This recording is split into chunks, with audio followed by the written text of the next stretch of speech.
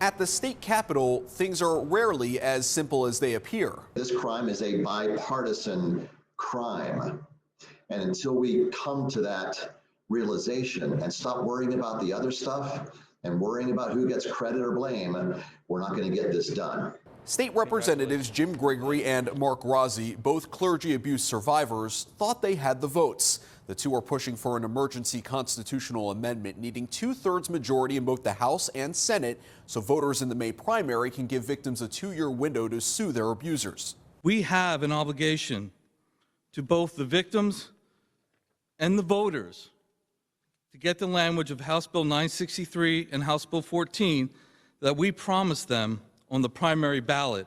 It's a way to cover the Wolf administration's failure to advertise the original bill, and some think the governor needs to own it. That blame, that sole blame for this, falls under an administration that has failed to do one single job. And I'm equally upset with this administration. And so are the victims. On the amendment, the yeas are 92, the nays 109. Ultimately, the amendment failed. Jim Gregory and Tom Mahaffey of Dauphin County were the only 2 Republicans to vote for it. And there's no guarantee the bill will get a final vote next week. We have a lot of things on the agenda, and we are continuing to work on these. It is our caucus that provided the majority of the votes to get this done, and I think we've showed time and time again that we are committed to this issue. A similar bill in the Senate is also at a standstill. Senators question if the Department of State's mess up equals a real emergency. It's not a flood, it's not a hurricane.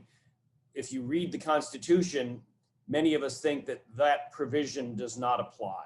This impacts every voter in the Commonwealth. That is the emergency. The Senate is also running a bill to restart the original 2-session constitutional amendment with a ballot referendum goal in 2023.